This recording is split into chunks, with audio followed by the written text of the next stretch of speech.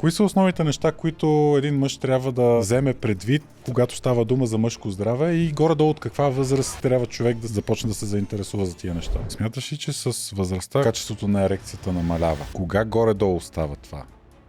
Основно, което може да засегне всяка една възраст, дори и деца, са бъбречно-каменната болест или камъните в бъбреците, начина на живот, от храните, които приемаш. Ако не приемаш достатъчно течност, ти си по-предразположен. Преждевременната еякулация. Какви са причините, на какво може да се дължи? Има ли нещо такова, че примерно след 40 на мъжа много му спада качеството на материала и се раждат повече деца с увреждания? Здравейте, приятели! Днес сме с фаталния 13-ти епизод на нашия подкаст For Kings. Днес имаме един много интересен и специален гост, доктор Симеон Георгиев, който е един изключително прекрасен... Нещо тръгна да кажеш? Ще я кажа, че това е най-добрия уролог сред приключенците и най-големия приключенец сред уролозите. Аз тук пак искам да спомена, наистина е така, понеже аз и лична история имам с него. Той оперира баща ми, напълно той беше впечатлен, нали? А той е много мрънкащ, така че това е голямо постижение. Така че благодаря ти, че си тук. Супер интересен гост. Аз нямам търпение по тези теми, не се говори толкова, така че... Аз ви благодаря за поканата и макар и фатален епизода, мисля да го направим така образователен, разбирателен, достъпна за всички мъже тема, така че накрая всички да се замислят, че трябва да си обръщат внимание, освен на физическото, така и на психическото здраве и се надявам да излезе всеки един от този епизод, гледайки с някаква така тема за размисъл или така с една идея обучително към себе си, към бъдещите си синове, бащи, дядовци и така нататък. Към всички мъже. Да кажа и аз една лична история, като споменахме мрънкащи хора. Доктора пък на мен ми помогна с моя младеж, тъй като да не казвам проценти, но голяма част от момченцата им се налага да се прави една манипулация с атрибута и нали, така също мога да споделя впечатленията на колегата. Сега, преди да минем към същинската част и да засипаме доктора за въпроси, е време да ви кажа да се абонирате за канала, защото е безплатно. Също така да ви спомена за нашия суплемент. Колега, покажи го на камерата. Който нали, също помага за мъжкото здраве. Той се плаща, но с код YouTube така да е YT10 получавате 10% от вашата поръчка, линкче в описанието, така че давайте, поръчвайте по 30-40 бройки и да се зануляваме. Добре, Вели, ти ли ще зададеш първи въпрос или аз да питам доктора? Да, аз исках само да му подаря защото виж, не трябва да го забравяме. Ето тук на... Благодаря за подаръка. Ще го тествам и е супер важно. Нали. Аз видях и съдържанието с всичките съставки, които има. Са нали, основни съставки за мъжкото здраве, натурални продукти, които има смисъл да се заместват, така че нали, да подпомогне и физическото и психическото здраве. Доктор, аз не знам дали съм ти казал, ама ти си един от така мотиваторите да го направим това нещо и аз така индиректно съм се консултирал с тебе. Говорили сме го това месеците, при посещенията при мен, така че радвам се, че съм помогнал с нещо за изграждането на този продукт. Добре, да е така и така. Сега си плъгваме продукта. Да си поговорим за мъжкото здраве. Аз искам да започнем по-общ въпрос. Кои са основните неща, които един мъж трябва да вземе предвид, когато става дума за мъжко здраве и горе-долу от каква възраст трябва човек да се започне да се заинтересува за тия неща? Мъжкото здраве е една тема табу, знаем всички, особено за така поколението между 30 и 40, което е израсло в едни други времена, когато нямаше социални медии, когато нали, нищо не се споделяше в семейството, нямаш откъде да прочетеш информация и това да си отговорен към себе си някакси е проява на слабост от гледна точка на мъжа. Така че има различни възрастови групи и различните възрастови групи страдат от различни заболявания. Като цяло, нали, основно, което може да засегне всяка една възраст, дори и деца, са бъбречно-каменната болест или камъните в бъбреците, Има и генетична предпоставка, обаче има и предпоставка от начина на живот, от храните, които приемаш. Съответно, ако не приемаш достатъчно течност, ти си по-предразположен. Особено, нали, хора, които приемат и повече кофеинови напитки. Това са доказани моменти.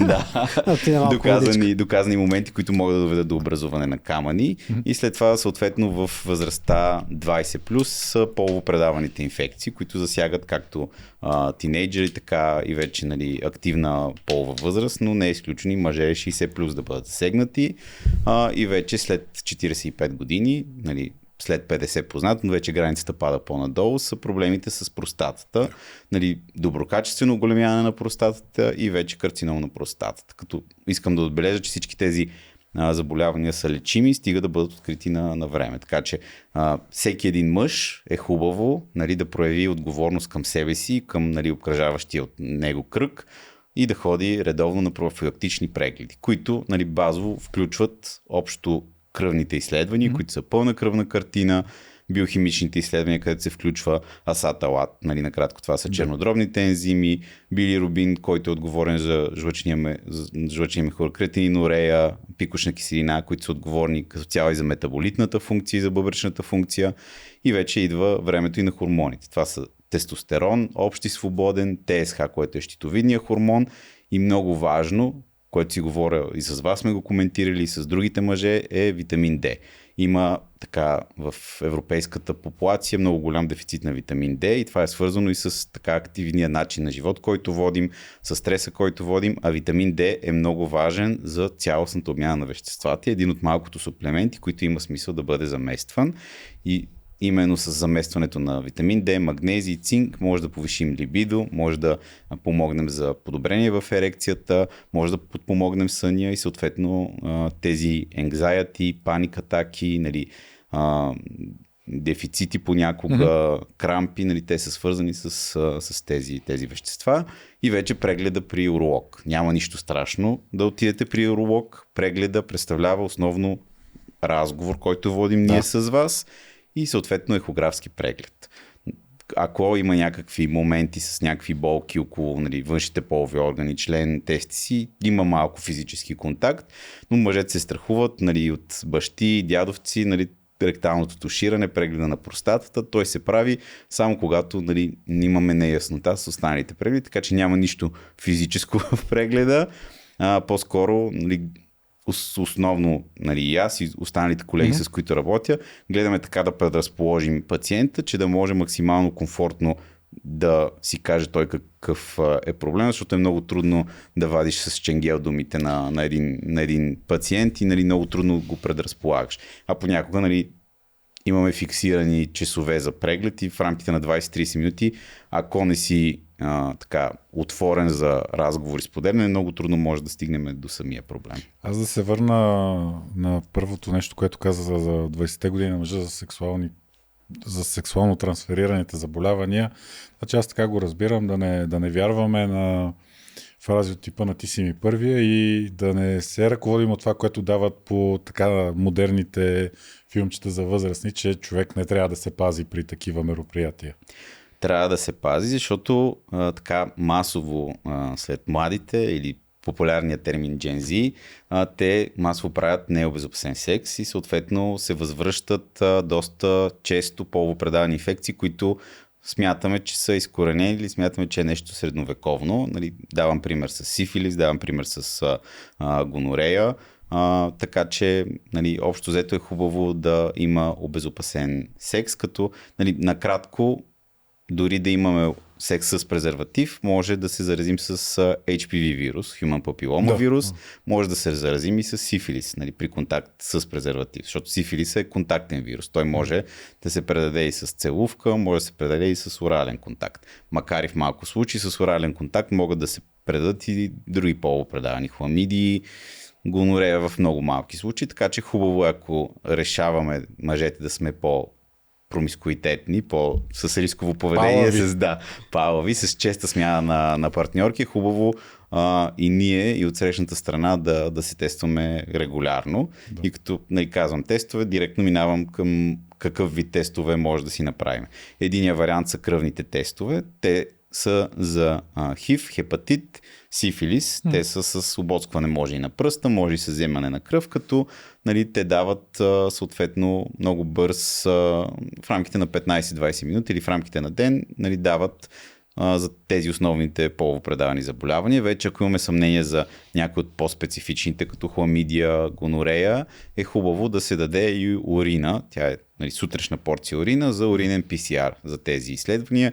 Има в много лаборатории пакети, които ги изследват. Нали, това е така класическия начин, който избягва така болезненото взимане на уретрален секрет, т.е. нали, изключва физически контакт с нали, тази гадна уретрална пръчка, с която да взима секрет. И вече нали, нещо, ако ви се появи, което не трябва да е там, или някакъв теч, не чакайте, не се самолекувайте, нали, имаме достатъчно информация в интернет, има изкуствен интелект, който може да го попиташ, но все пак посетете уролог, за да може на време да излекуваме нали, половопредаваната инфекция и то по правилния начин, за да не я замаскираме, защото нали, често отивам в аптеката, дава се антибиотик, замаскираме го и по този начин потискаме симптомите, но не излекуваме напълно инфекцията и може да предаваме на останалите партньори и става един порочен кръг. Добре, аз като си говорим за самия акт, забелязвам, че последно време, то не е последно време, мъжа има два страха.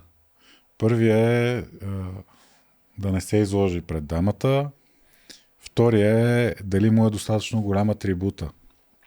Сега аз доколкото съм... Третия страх е да не свърши бързо. Това беше първия. Да не се изложи пред дамата. То излагането може да е... Добре, да не свърши бързо и да... Излагането може да е свързано и с неполучаване на хубава ерекция. Дали му е... Да, ето третия получаване на хубава ерекция. Сега ние сме се фокусирали върху това в нашия продукт, но въпреки това ми се иска да поговорим за тия три основни проблема. Като, да кажем, започнем с преждевременната еякулация. Дали има възможност, докторе, да ни кажеш горе-долу какви са причините, на какво може да се дължи? Повечето пъти е свързано с това, че има доста голяма доза и притеснение. Mm-hmm. Второто, нали, чисто физиологично нещо, което може да доведе е къстогемче или фимоза, т.е. нали, не достатъчно възможност за забелване на кожата и съответно опъване.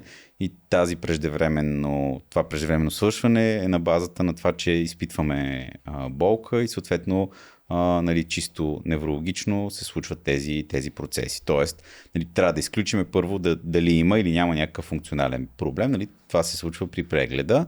Второто основно нещо е нали, стресовата ситуация, нали, така overthinking, премисленето твърде много, нали, как да се представиш най-добре и така доста също често срещана причина е нали, използване на грешен вид и размер на презервативите. Също така основен проблем след всяка една така възрастова група е, че много голяма част от хората смятат, че презерватива е един модел. Напротив, има различни размери, има различни диаметри, има различни дебелини, така че много важно е нали, първоначалния акт, ако решават да е с протекция, да бъде с правилно избран презерватив. И друго много важно е да има лубрикация, да има смазване на самия контакт, защото чисто механично оттриянето също може да се получи. Добре, а как човек може да разбере какъв е презерватива за него? Общо взето, накратко, нали, може да синтезираме, че класик презервативите на всяка една марка, те са най-така дебели като дебелина и най-тънки като диаметър. Тоест, нали, те са по-скоро екстра сейф, ако нали, сме малко хипохондрици и искаме максимално да се предпазим. И вече тези, които са филтин, филултратин, нали, те си имат и различни размери, диаметри. Просто на самата опаковка пише диаметъра и общо взето нали, с тестване на нали, с кой презерватив максимално комфортно се чувстваш.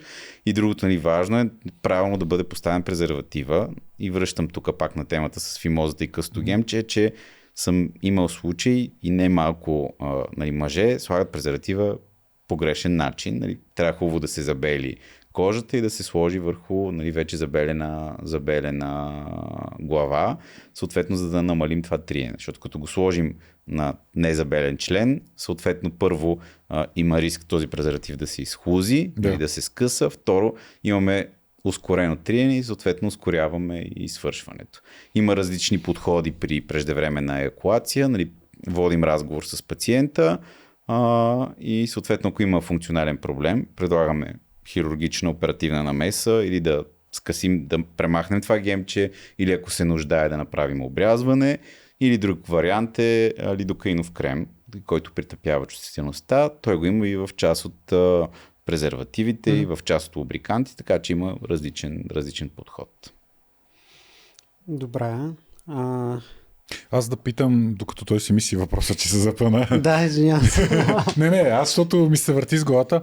Възможно ли ако човек подбере презерватив, който му е малък, това също да е проблем? Да.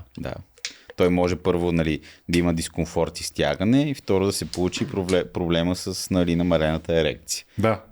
И, нали, като сме подхванали тази тема, също първо правим преглед, дали има или няма някакъв функционален проблем, разглеждаме изследванията, да не би да има и някакъв хормонален проблем и вече ако го няма, подхождаме нали, чисто психологически с разговор, къде идва причината. Имайте предвид, че много голяма част от мъжете, особено тези, които прекаляват и с гледането на порно, имат една така изкривена представа какво точно представлява сексуалния контакт и съответно социалните медии и голотата, разпространена навсякъде, малко или много губи нали, първичното хищническото в нас, което така нямаме това желание и съответно много бързо губим и възбудата и губим и удоволствието от самия контакт. Да не говорим, нали, че от срещната страна има доста жени, които са доста ригидни и разчитат мъжа да прави всичко, което, нали, още повече губи интереса, губи интереса към теб. Така че нали, за проблема с ерекцията може да помогнем и чисто медикаментозно, нали, освен с суплементите и добавките, вече има и активна съставка, която може да се изпише, като, нали, правим първо разговор и обясняваме, нали, в какви милиграми може да я изпишем. Нали, съответно тези медикаменти може да се ползват и като уикенд хапче, т.е. нали, определена дозировка за уикенда или когато просто искаш да се представиш малко по-добре, за да излезе психологическата бариера, но доста често пъти работим заедно с психолози и сексолози, за да може, нали, да достигнат точно до причината за тази еректилна дисфункция, защото повечето пъти има проблем с едната партньорка, с друга го няма и, нали, започва мисленето в мъжа къде точно е проблем. И то лошото е, че, нали, когато имам повече време, нали, както и с вас съм си говорили, може да го обсъдим, но когато е така рутинен преглед, в рамките на тия 20-30 минути много трудно може, нали, да вникнем в дълбочина и да разберем каква точно е причината. Те и хората са по-срамежливи. Това от една страна, с друго, което исках да питаме, де-факто последните години увеличават ли се хората, които търсят подобна помощ от една страна и от друга, дали мъжете страдат все повече от тея, от една страна физическо, от другото психическите спирачки? И по-скоро психическата спирачка има и хубаво е, че все повече мъже така обръщат внимание на психическото си здраве, което също е доста важно, защото аз мога и за 3 месеца, мога и за 2 месеца да изпиша медикамента, но ако не подобрим цялостно и физическото и психическото си здраве, не намалим вредни навици, като тютюнопушене, употреба на така прекомерни количества алкохол, прекаляване с някои видове наркотици също може да доведе до еректилна дисфункция и съответно много трудно е в самия преглед и в краткото време, което имаме, да убедя пациента, че не е окей, примерно 200 мл концентрат всяка вечер, няма магическо хапче, което да дам да промени цялостно начин на живота. Така че, нали, отговорността за действията, които имаме цялостно и съответно и за начина на живот, и за храните, и за алкохола, и там всички вредни навици, които имаме, рано или късно ще се отразят на първо сексуалната функция, второ, нали, може да увредят и други органи и системи. И да не стане така, че на 40 години да кажеш, че нали, сме виновни, че не може да помогнем. Здравето е отговорност на самите нас. Докторе, се засмях, защото в това студио съм записвал рилчето, което ме е правило най-популярен в социалните мрежи. И там точно това коментирах, че няма полезно количество алкохол и в момента, в който спреше алкохола, сексуалната мощ се засилва. Значи бях стигнал 300 и кусор хиляди показвания в Фейсбук. Такива псовни по моя адрес не съм чел до сега. Много трудно е да подходиш, да убедиш пациента, че нали, това е в основата на проблема. Защото като нали, в кръга на шегата някой път, като попитам алкохол приемате ли, какво ми има да не приемам, нали, не е така. Дозата прави отровата във всяко едно нещо. Няма полезно количество алкохол. Между другото, по повод на всичко това, което каза, аз сега пак да плъгна нашия суплемент, но ние реално точно тия 3 пътеки сме засилили, а именно сме вкарали ашваганда, която нали, малко да бори това притеснение от превъзбуда или от това да не се изложиш. Засегнали сме частта с чистото привличане, което пак спомена се губи от прекомерното гледане на порно или пък факта, че си с един същи партньор от 11 години. Нали, това сме вкарали женшен и трибулус. И в допълнение за малко по-добра ерекция сме вкарали малко елоаргинин, който да бусне кръвообращението, да го засилим, тази българска дума, че да ме погнат хейтерите.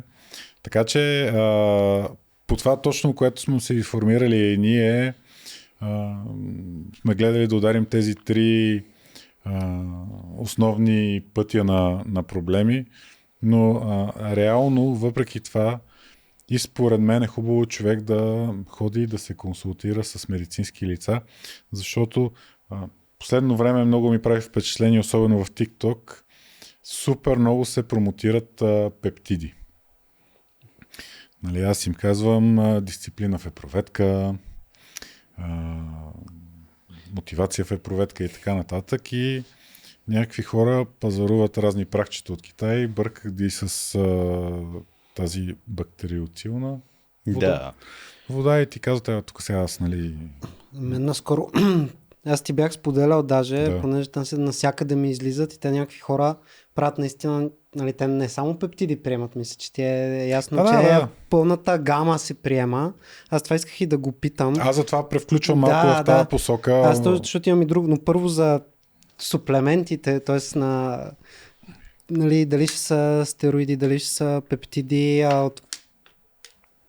правят ли проблем с това как се представя един мъж, защото даже в смисъл мен са ми разказвали мои приятели, които са приемали, че имат, даже някои са имали доста дълго време, в което въобще не са могли да дигнат правят проблем. Стероидните цикли основно, нали, проблем идва с ерекцията. В началото, тъй като имаш голямо вкарване на екзогенен, т.е. външен тестостерон, имаш засилено либидо и съответно в един момент, като се уморяват твоите рецептори и организма свиква да го приема на готово, не да си го синтезира сам, съответно идват проблемите с либидото и ерекцията.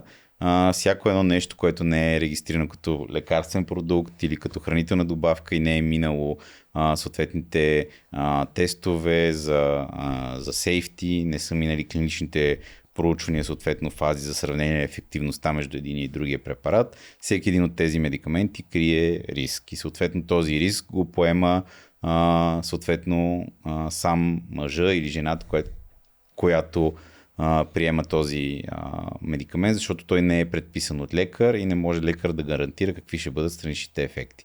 И не може, колкото изследвания да се прави, да гарантираме, че примерно Гошо, който е нацепен на животно, нали, го предлага и го взима на брой години и изглежда по този начин. Не е гаранция, че Пешо, който ще почне да го взима, първо, че ще има същите резултати, защото той ще има и натоварено ежедневие. Второ, не е сигурно, че още при първи или втория прием може да се появят странични ефекти. Така че ние сме организми, всеки нали, има различна генетична предразположеност към някои заболявания и съответно не сме машина, не сме телефони, които нали, по един и същи начин да функционират. Тоест, нали, взимайки тези суплементи, не знаем какво може да се случи в организма.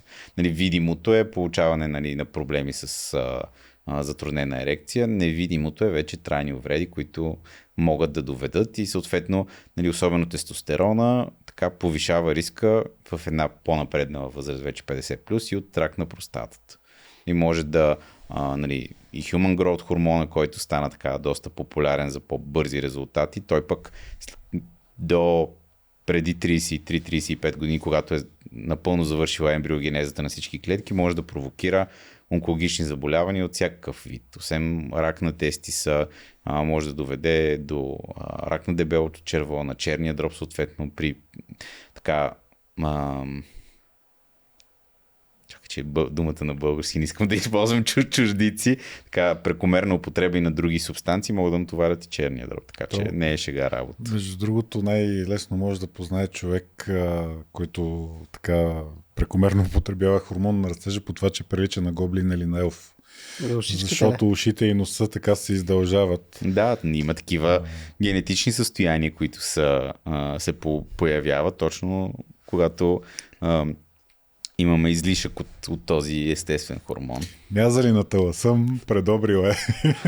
Аз едно друго въпрос имам, понеже между другото ми е интересно, доста неща съм гледал в интернет, нали, където се споменава, че в случая жената след определена възраст нали, почва да има проблеми с зачеването на дете, по-трудно се случва, но информацията за мъжете не е толкова разпространена, така че ще ми е интересно ти да разкажеш кога почва, нали, мъжът, до коя възраст така може да е по-спокоен, че по-лесно ще му се случат. Ако всичко е наред, нали, говориме? Аз само извинявай, докторе, извиня, че те прекъсвам. Искам само да допълня въпроса. Задаваме го, понеже много често, нали, като стане дума за зачеване, то още от българския фолклор от едно време термина ялова е точно за жена, която не може да зачене. И винаги е било, нали, фокуса към жената. Жената като остарее, жената това, жената онова. Ама реално, то за тази работа си трябва двама души.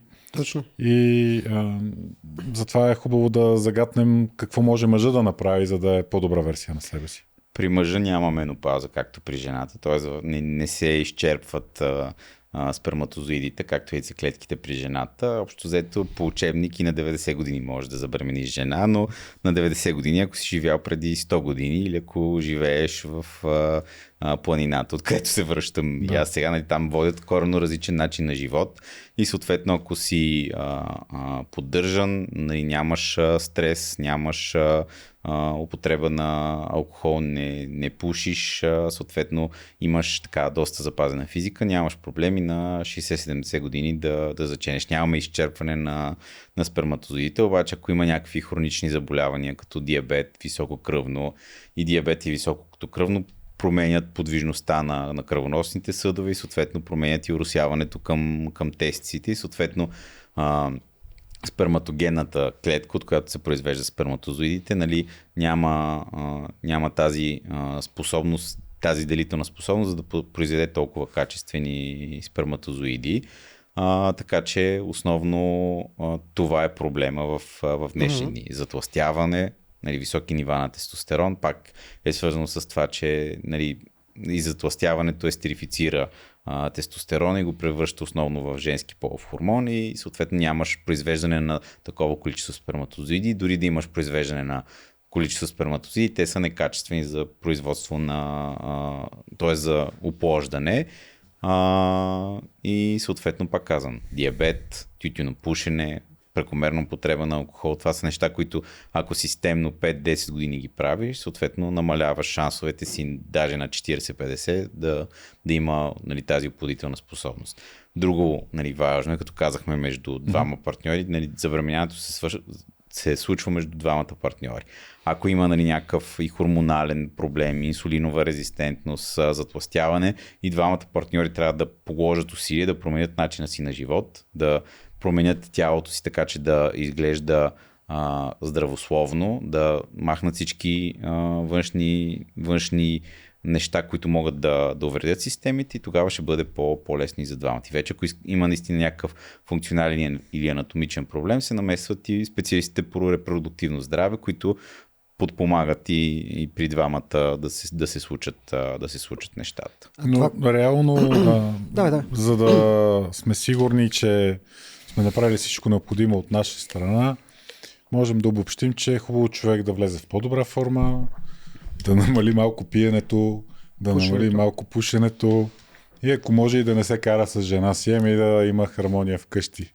Нали, което много трудни. Влизаме много надълбоко в обичаите на българския гражданин, което, нали, сега всеки човек сам си преценява. Аз имам допълващо, просто от коментари, които съм чел, има ли нещо такова, че примерно след 40 на мъжа много генерално говориме, нали, не да е някакъв дебел да пуши и да пие, му спада качеството на материала и нали, се раждат повече деца с увреждания? По-скоро качеството не намалява, по-скоро нали, намаляват и нивата на тестостерон и нали, чисто хормонално може да претърпи промени самия организъм. И съответно нали, това са процесите на стареене. Допълнително и след определена възраст, особено ако си с един и същи партньор, се намалява и честотата на сексуален контакт и съответно много от мъжете разчитат само на секса за свършване, а колкото по-така се въздържаш, толкова намаляваш и подвижността на сперматозоидите. Това е, което обръщам внимание на всички мъже и те са щастливи. Секс. Да, редовен секс. Ако няма редовен секс, нали, поне редовно свършване. Няма нищо лошо в мастурбацията и свършването. Нали, има лошо в гледането на порно и нали, този така различен, бърз допамин, бърз серотонин и различна представа как се случва секса, защото не е както в филмите, айде от вратата за краката. И това е така един процес, който хем мъжа може да е уморен, хем жената може да е уморена нали, по време на менструалния цикъл също. Така, секса може да се случи, но пък тогава не може да се случи забременяването. И друго, нали, като сме на менструалния цикъл към жените, е важно да обърнем внимание, че много голяма част от двойките, даже аз съм учуден и по-млади жени, не знаят кога се случва забременяването. То не се случва във всеки един момент на месеца, не се случва директно след менструация, не се случва по време на менструация, случва се около овулация. Нали, тогава, когато яйцеклетката е готова, отделена е в матката, е готова да поеме сперматозоиди. Съответно не е само в този ден, като нали, животно 10 пъти да правите секс. Трябва около 2-3 дни около овулация да се случват нещата.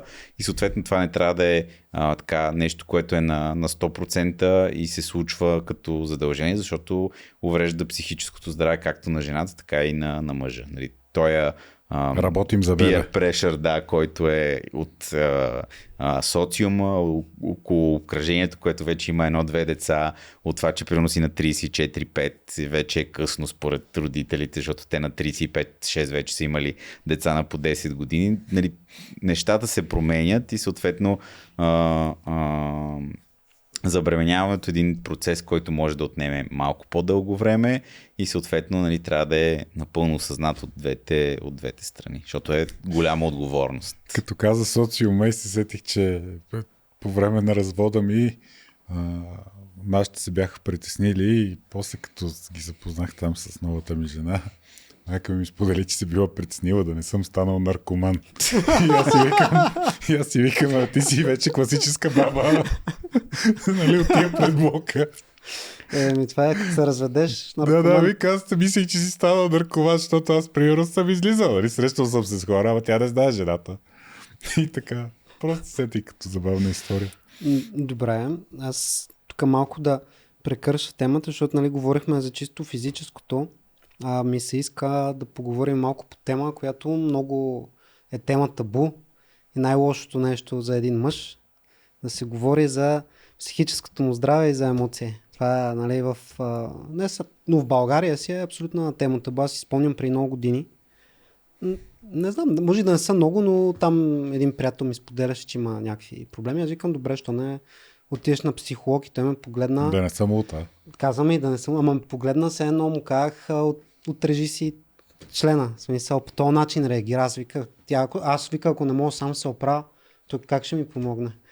И нали, това е нещо доста вкоренено, може би в нашето поколение повече, сега по-младите може би са малко по-отворени, въпреки че...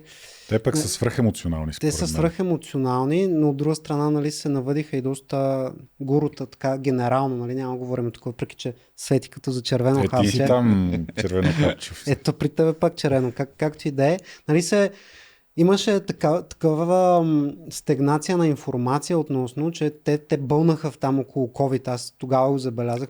Защото хората си вкъщи. Да, просто се бълна и почна всякаква информация от всякъде и хората, нали, за мъжете тук говорим по-скоро, понеже нали, не се чувстват окей и ти като не се чувстваш окей, търсиш нещо, където да се припознаеш.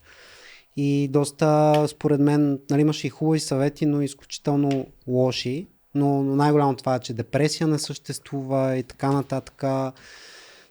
Цялостно нали, погледът ти ми е интересен, особено като доктор върху тези неща. Много е трудно да убедиш един мъж, че има психически проблеми, че психическото здраве е важно, защото нали, това е тази стигма и това, че мъжът е силен, мъжът винаги трябва да се справя сам, нали, той никога не страда от депресия, не страда от anxiety, не страда от паник атаки, от бърнаут, от прегряване. Не иска да бъде приет от обществото. Не иска да бъде приет от обществото, нали, едно постоянно напрежение и в основата на много голяма част от симптомите и сърдечно-съдови, някой път урологични проблеми и затруднено уриниране, някой път с проблеми с ерекцията, с болки, дискомфорт, които има в урологичната зона, в малкия таз, са свързани точно с някакъв психологичен момент. И тук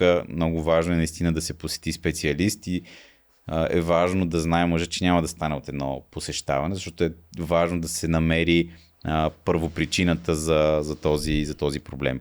Първопричината за това да не се чувстваш окей, първопричината за това нали, да си притеснен, да премисляш нещата.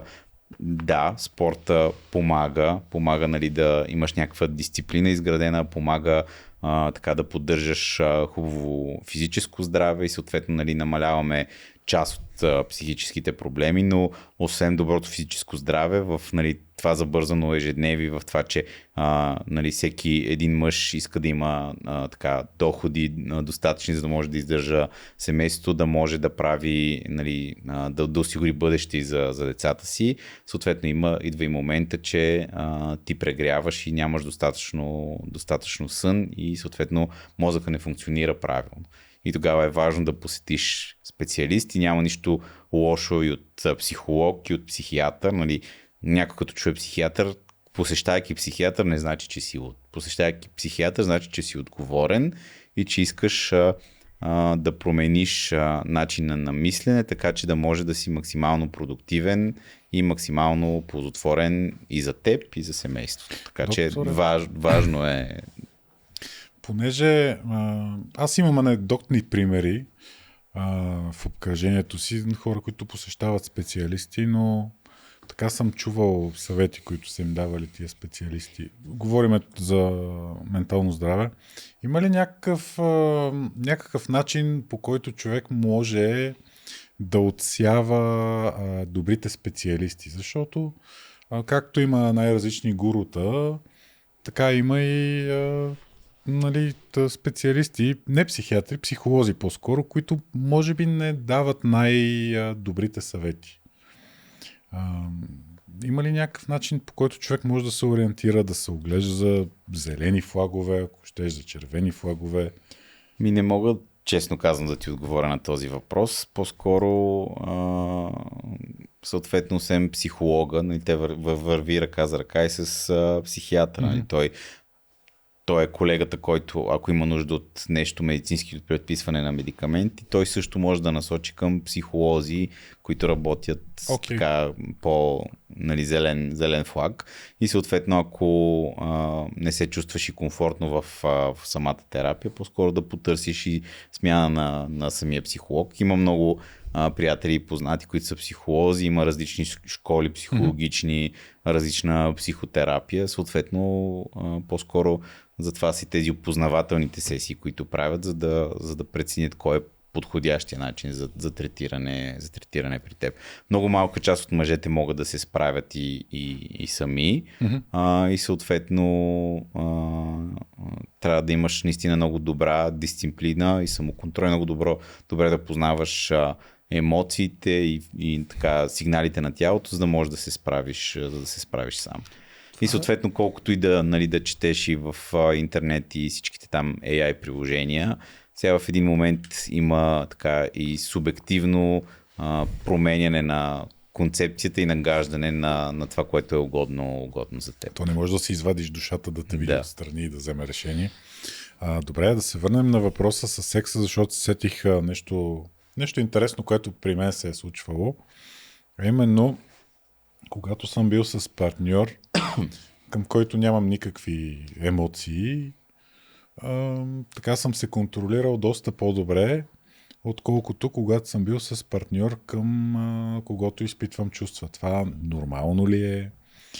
Има ли го като, не бих казал проблема, ми като явление по-скоро? Има го, да. Когато вече са намесени по-сериозните чувства, съответно започваш да се и притесняваш как ще се представиш. Защото когато е за един път и когато е прено след някакво парти или просто така да си начешеш егото, съответно го няма това напрежение как ще се представиш и съответно нали, като цяло е по-първично нали, хищническото, което има.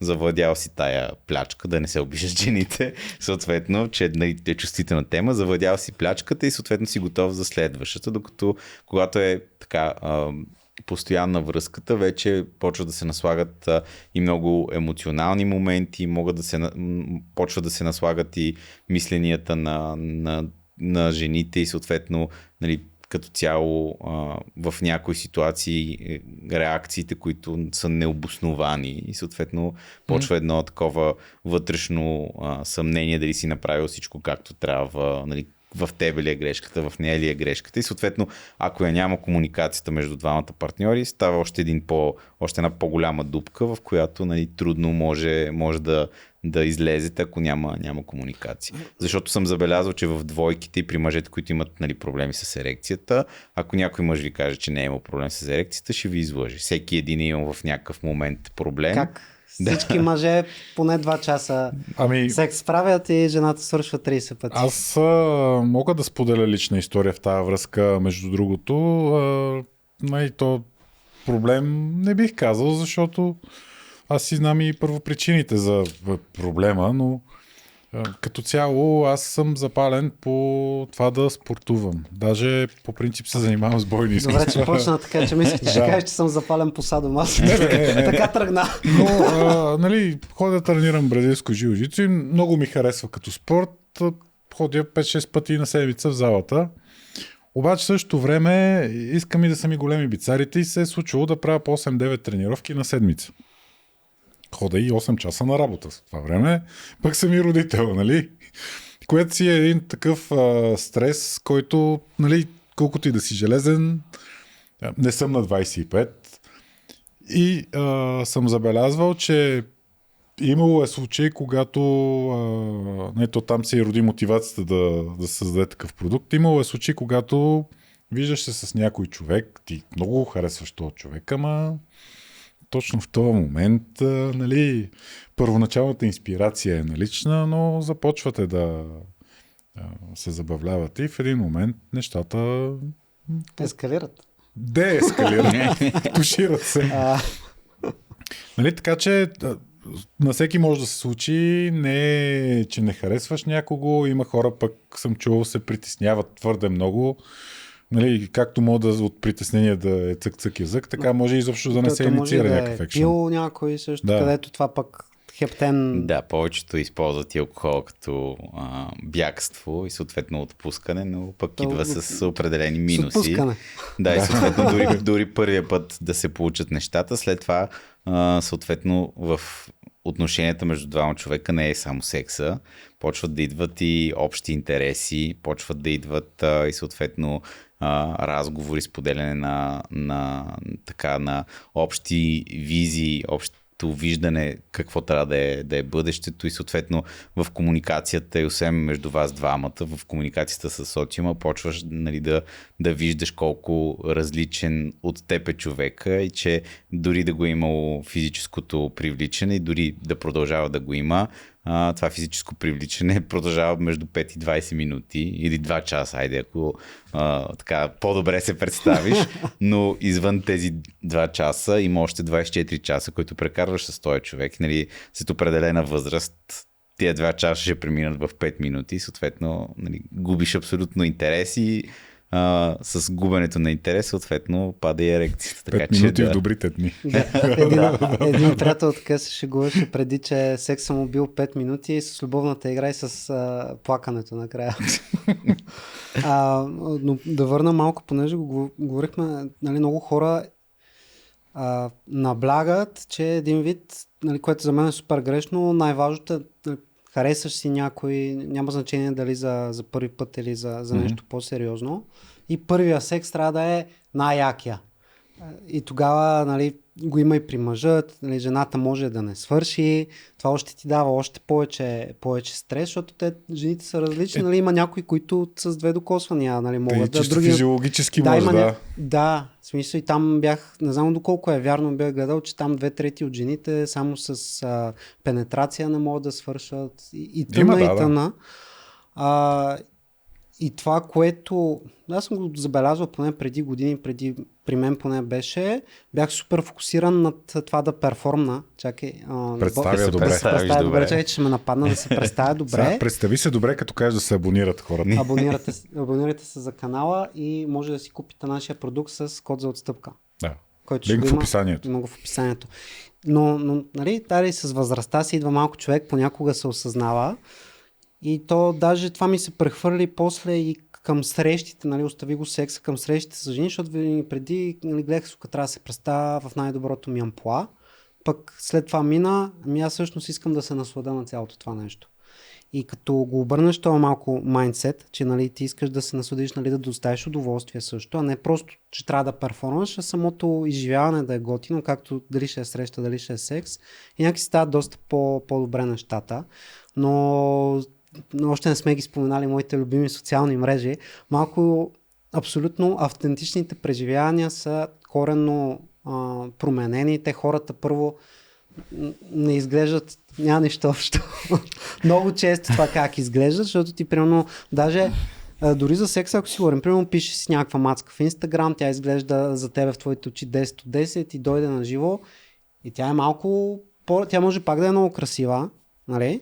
Обаче не е това, което си виждал на снимките и то дори там го има това, че ти си се настроил за едно, те станат нещата, ама ти малко го мислиш, че тук всъщност нали, ти падна малко той хищническия хъс. Да, това ти казвам, първичното пада. Плячката не е толкова сочна като на снимките. Може и да е много сочна плячката и това да е проблема. Да, и това го има, да.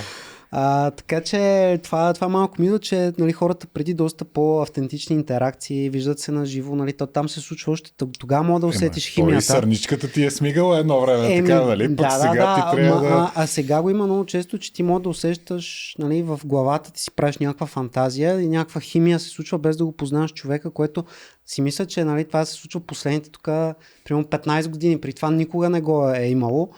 Имаш твърде много избор. Имаш твърде много избор. Имаш твърде много избор. Нали, социалните мрежи и нещата на живо не са така както са.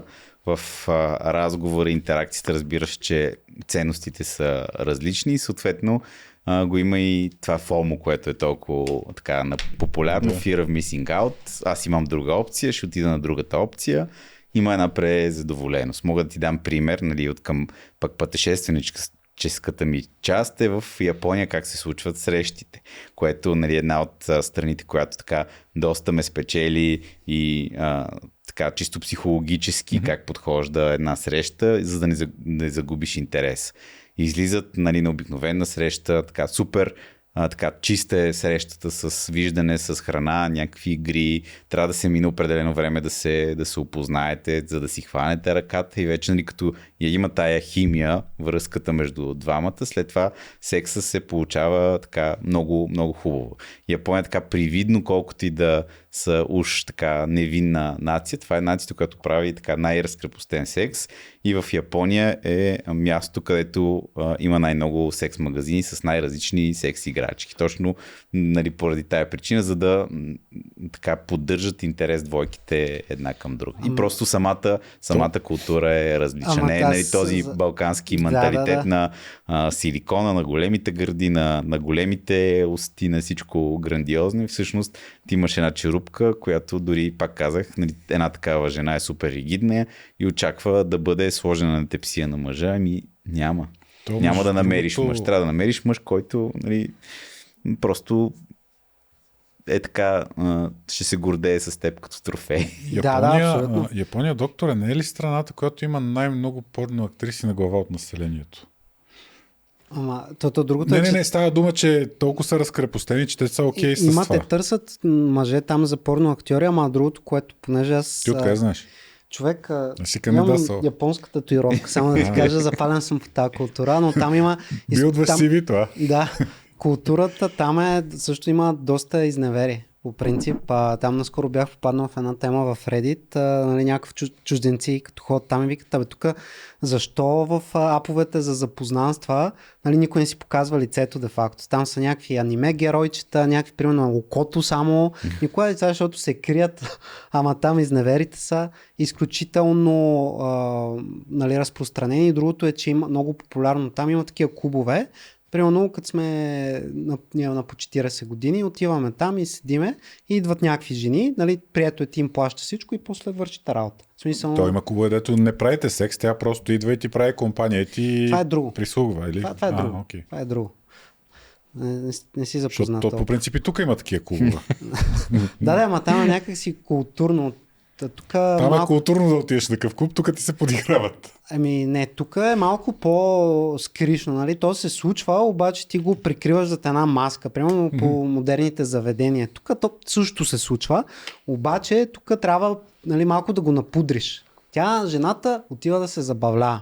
Тя не отива да... Ти чули с някоя жена ти каже, отивам на заведението да си търся мъж. Няма, тя отива да се забавлява с приятелки. Да, окей. Така е, нали? Така. Така че тук нали, си го имаме това малко романтизиране на някакви модерни отношения. Но това, което той каза, това, че, нали, че има много избор и то много често, даже ти си го чул като съвет нали, към един мъж, за да... Най-добрата опция вземи. Но отделно, че ти трябва винаги да имаш повече опции. В смисъл, никога не трябва. Не може ти да примерно си харесаш с една жена и да, нали, all-in там да тръгнеш нея да охажваш. Къде ще градиш семейство? Има и опции. Да, по-добре е едновременно да излизаш с 5 жени, ще спиш с 5 и една, ако по някакъв начин, не знам, прави... Те впечатли, прави някакви там цигански колела, не знам, тя перфектната жена по тези от начина, по който се описва, тя за мен не съществува. Само да кажа, че вече се казва cartwheel, защото другото е обидно. Добре, извинявам се. Ами, аз това съм се убедил, че ако човек гледа по този начин на нещата с опциите, ти никога не намираш перфектната, защото, да кажем, една дама ще прави по-добра мусака, друга ще е с малко по-големи гърди, с трета ще може да си говориш, четвърта ще има нещо друго. Не. Остави с най-големите гърди. Не остави го това. Ама ти винаги ще си намираш нещо, което да не ти хареса в партньора. Ами, то е така. Затова го виждам, че хора уж искат сериозни отношения и там аз тъкмо някой приятел сподели, че е влезъл и казвам, аз тук продължа. Хем иска сериозни отношения, хем поред. Да, облагите от двете неща искат и не са готови за правене на компромиси. и съответно за напасване. Не говорим за цялостно промяна на личността, защото един човек на 30 вече има така доста изграден характер, изграден социална среда и не може да очаква от отсрещната страна пълно внимание и съответно от срещната страна жените не трябва да очакват пълно внимание от мъжете. Имаме изградени някакви приятели и колкото повече почват да ни се ограничават нещата, които сме свикнали да правим и с които така комуникираме и съответно ограничават виждането с други мъже, толкова повече съответно така чисто мъжката енергия намалява и се превръщаш в един мъж под чехъл, който съответно така не смее да изрази мнението си и задълбочаваме всички психологични проблеми. Няма лошо и в комуникиране с жени извън партньорката, но така за мъжете е важно да имат комуникации с мъже, които споделят общи интереси и съответно по този начин така бустваш, подпомагаш, нали, така, и мисълта за изграждане на нещо, за нещо по-смислено. Говорим и за бизнес, и за общи интереси, и съответно така се мотивираме един друг. Нали. Има и тая peak male energy, в която момчето се от сухата повдигаш. река от среща, дето стана от Лозенец вече. Скоро в Кръстова вода. Малко ще сваля нивото. Да, това, което споменаш, между другото, е много важно и нали, според мен трябва да се говори повече, че за един мъж е изключително важно да има около себе си силен мъжки кръг. От някакви мъже, които нали, аз може би към себе си говоря и моите познати, които да искат да градат, да се подобрят и да могат да те държат отговорен също и теб. Ама тук аз искам да... То не е контра, ами по-скоро да кажа обаче, силният мъжки кръг според мен не винаги се дефинира с това, че сте се алфа-мачовци, ред пилъри и така нататък. Според мен един качествен силен мъжки кръг има както така успешни хора, дето им връзват мацките, казано на жаргон. Има и хора, дето са семейни и са също с здрави семейства. Има всякакви хора. Смисъл, нали, за да може човек да... Да, казвам го за зрители, за да може човек да черпи от всички възможни посоки информация и да взима решение как той да живее най-добре своя живот. Защото ако ти си само в среди на да кажем свалячи, пък ти искаш да си семейен, то не става. В смисъл, тогава стигаш до момента, че никой няма да е достатъчно добра за тебе. Което в края на деня не е така. Ако пък ти си сваляч сред семейни, ти не се вписваш и ти там, защото пък ти имаш интерес да си там изследваш твоята сексуалност и няма нищо лошо в това. Така че според мен силният кръг трябва да обхваща всякакви хора, които са се доказали по някакъв начин в домейна, не такова българска дума домейн, в социума, в който нали, си ги поставил ти. Да, за мен да има този баланс просто е много важно, защото примерно както мога да дам за себе си пример, примерно в момента аз нали, не съм семейен, той си има жена, челят и нали мога да взимам... И куче даже. Да. И мога да взимам примери от него. Имаме нали, в кръга имам такива, до които са спрат много добре с жените. Мога да взимам от тях. Те пък от мен могат да взимат примерно за бизнес или могат да взимат някаква емоционална подкрепа, която може би аз мога да им давам по-добре. Или за спорт, което пак би трябвало да обединява всички. Но е просто много важно, защото съм виждал, че много мъже се изолират се. В смисъл не излизат. Ти трябва да положиш усилия. Ти няма как да си сидиш вкъщи и перфектната мацка, тя откъде ще се спалне. ще се появи. Материализира. Да, ще се материализира. Ще мисля, окей, примерно си вкъщи, работиш, дори даже може да изкарваш хуй пари, да имаш апартамент и така нататък. И окей, инсталираш си Tinder, примерно, и ти първо нямаш кой да се посъветваш, ако нещо не върви. Второ, ти тотално нямаш идея какво се случва, защото в момента дейтинг пазар на български, как е, бе? то е по-скоро... Чай, че много сложно стана. Не, Аре ще го кажа дейтинг пазара, защото всички са го служили.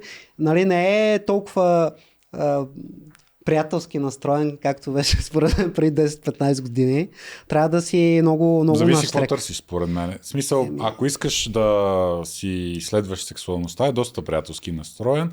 Ако искаш да си намериш другарчето, е доста по-трудно. Да, преди 10 да, години. според мен избора е изключително малък. Много хора го подценяват, много хора си мислят, че това, което се случва в социалните мрежи е това, което е реалността. То е толкова далече, толкова наистина далече и трябва хората много хубаво да погледнат всъщност какво те искат и какво ще им даде удоволствие, защото аз съм бил жертва на това нещо, да слушам някакви неща, ми се говорят отстрани, аз си мисля, че това е правилното за мен. Обаче, нали, казвам, искам това и това и окей, идва жена, която ги има тези неща и аз викам, добре, това не ми е важно. Нали, и затова е хубаво да имаш някой да те регулира от приятелите ти, нали, с разговори ти си взимаш за себе си, както ти каза, не да приемаш всичко за чиста монета, а това, което нали, да можеш да си ти себе си, не да кажеш, окей, ама примерно то се случва по този начин, защото на Пешо и на Гошо му се случват по този начин нещата. Какво сте ги хванали Пешо и Гошо? Човек, Пешо и Гошо са да, трябва да има истинска комуникация, нали, и съответно не този фалшив и бърз допамин, който дават всички социални мрежи, целият информационен поток, който получаваме. Трябва да има истинска комуникация, трябва да има, нали, истински споделяне на ценности, съответно поемане на отговорност във всеки един кръг. Да. Това е най-лошото. Да поемаш отговорност е трудна работа. Аз покрай фитнес коучинга, с който се занимавах, това съм го забелязал. На мене приятели са ми се сърдили, уволнявали са ме като треньор и то говориме приятели, дето, нали, и всякакви такива неща. Сега някой ще каже, цето ти си дал рязък и затова, ама то, когато човек трябва да поеме отговорност, всичко се струва рязко. Трудно е, да. Аз, между другото, исках да кажа, че по моите впечатления, точно порното и социалните мрежи и тия приложения за познанства са това, което много променя мирогледа на хората, а именно от една страна имаш порното, където, нали, всичко става доста бързо, от друга страна имаш социалните мрежи, приложенията за познанства, където пък виждаш го човека и той те вижда и знаете. И те двете като се миксират, нали, получават се луди вечери, обаче някак си се губи посоката в създаване на отношения към ще я пръсна или на то само изпих соковете и някакви такива неща. Не жените, какво си казват. Аз да допълня тук, нали, аз поне, слава богу, от доста време, нали, не гледам порно, обаче, нали, съм бил по такива апове за запознанства и в момента, който видях, че просто много трудно, нали, случва се на някои хора, но много трудно мога да намериш читав човек и в момента, който го спрях и даже по едно време си бях дал абсолютна почивка от да си пиша с много хора, само си работех, спортувах, виждах си с приятели и направо така си взех такава глътка въздух и толкова всичко ми почна да се нарежда толкова бързо и даже ако искате, пробвайте го, работи на 100%, пипнете малко трева, нали, както се казва. Това да, нали, както ти пътешестваш, да ходите тук. България е страхотна, да се ходи на различни места. Половината свят, само ще ти кажа.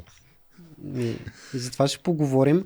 Но имаше един въпрос, просто ще сменим темата и да не го изпуснем, понеже си, нали, аз винаги съм си мислил, че има от мои приятели, които са ми говорили, два типа мъже. Едни, които, нали, така, ще кажа пак чуждица, се насочват към един партньор и са си с него и не изневеряват. Моногамни и полигамни. Да, ще я кажа къмитват, но то е по този начин. А други, които просто, нали, не могат да си го оставят в гащите. И каквото и да има, те само търсят нови и нови партньори. Това свързано ли е с чисто физиологически как е устроен дадения мъж или по-скоро мислиш, че е психологически? По-скоро е психологически. Физиологично сме устроени по един и същи начин. Нали? Просто може да има по-високо либидо и постоянно да му се прави секс, но в смисъл от гледна точка. Пак е свързано психологично с може би и така, начина на живота, обкръжението или нещо, което искаш да докажеш или на себе си, или на някой, примерно, който в тинейджърството ти е оставил някаква така трайна следа и съответно следваш този пример. Така че по-скоро е психологически този момент. Окей. Аз да питам, преди да минем към пътуванията, защото и там е доста интересно. Докторе, смяташ ли, че с възрастта, ако човек живее добър живот, в смисъл здравословен, качеството на ерекцията намалява? И кога горе-долу става това? Мисля такъв като средна възраст.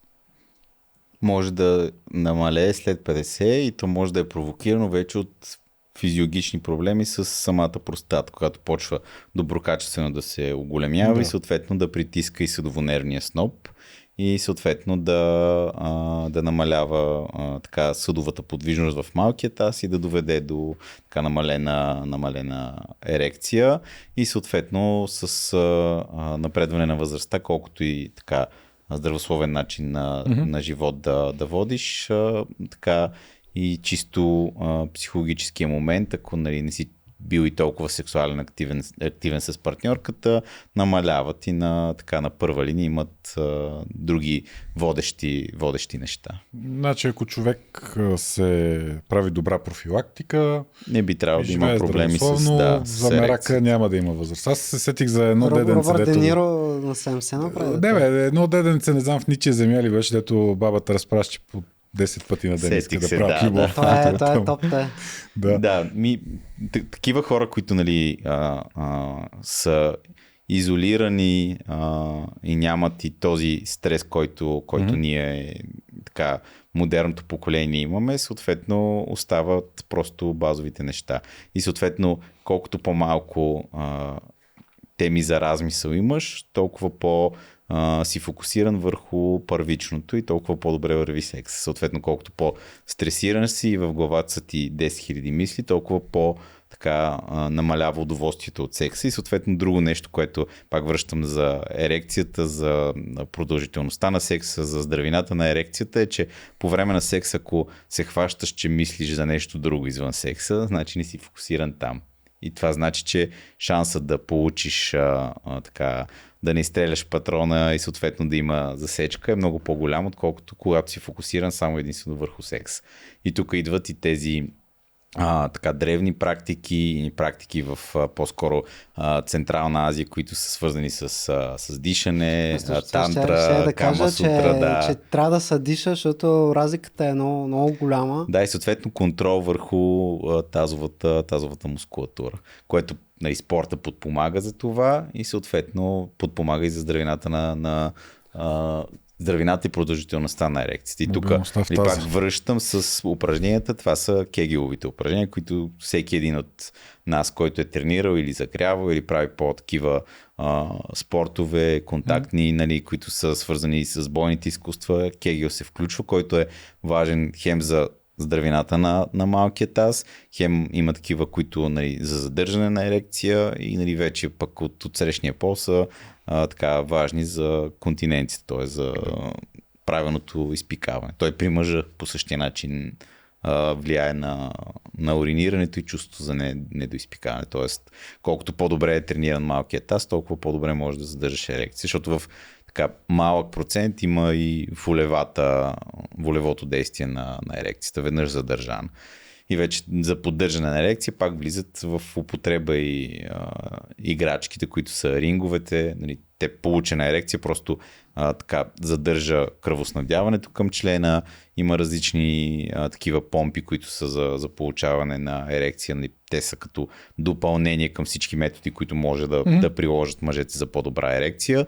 И вече самата игра с партньора и намирането на ерогенните зони, така наречените бутони, в които нали, да изпиташ максимално удоволствие. И тук вече идват на линия и фетишите. Нали? Всеки по различен начин. И съответно като се напаснете и така добре сте намерили сексуално какво ви привлича в двамата, ще се насладите освен от физическата част на секс и от психологическата част на секс. Аз даже това ще да кажа, че нали, не е забранено по принцип Ти да си има... стар фетишист.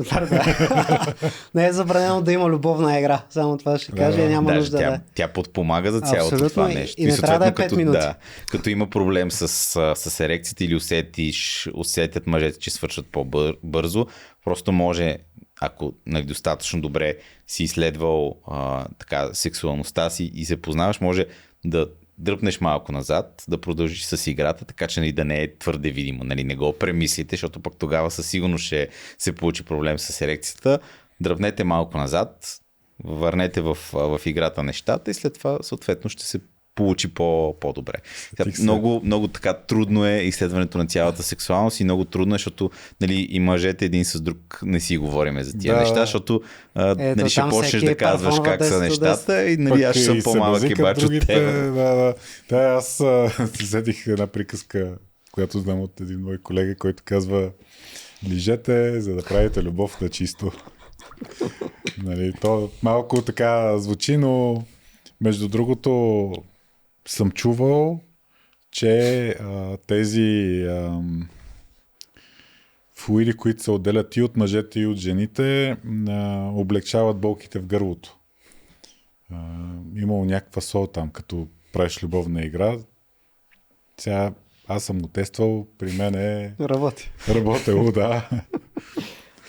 Не знам точно какво вещество е, но... Ама кое си? Да, по-скоро са митове, но има така анатомични жлези, които са и при мъжете, и при жените, което нали, отделят естественото смазване. Да. При мъжете при някой има прикъм, който е нали, пред еякулата. Той е по-скоро секрет от самата простата и съответно и количеството на отделена сперма зависи от това колко е продължителен контакт, колко стимулация е имало преди това и съответно кой на брой за деня е контакта. Да. Съответно, ако е по-течлива спермата, това е основно простатен секрет. Съответно, той се произвежда всеки ден от простатата между 2 и 3 мл и по така един или друг начин се изкарва навън. Съответно, като е нали, по-гъста и по-бял, тогава вече има и от останалите компоненти на спермата. Това са сперматозидите, нали, ензими и компонент от семените мехури, които нали, прави цялостната така, продуктивност на самия еякулат, на самата сперма. Така че да е годен освен така да задоволи първичното, да получиш оргазъм, да е годен да изпълни и функционалната си част, да оплоди яйцеклетката. Добре, нов въпрос ще се сети, което ще бъде много полезно, особено за по-младите, нали, като правят секс без презерватив. Нали, има някакви митови легенди, кога нали, ако първия път нали, свършиш, втория път може ли да забремене жената от нещо, което остана? Как? Разкажи малко по... Искаш да кажеш, че може примерно да правиш един път секс, да отидеш да си измиеш оная работа и после дали има шанс пак окей. Да, и това е примерно връщаме и на темата с прикъма, защото в този простатен секрет има малко количество сперматозиди, т.е.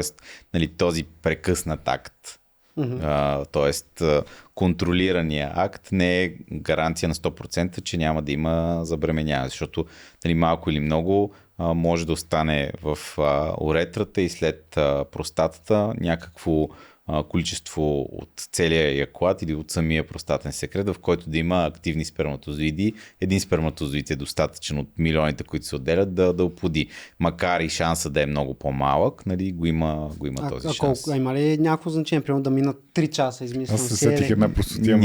Няма такова значение, точно това ти обясних, че нали, може да се отдели простатен секрет, в който да има един сперматозид, може да не се отдели нищо. В смисъл, може колкото и добре да си се измил в самата уретра към простатата да е останало нещо. Хубаво е, може би, партньора добре да засмуква остатъците, ако това е част от... Няма гаранция. Няма гаранция.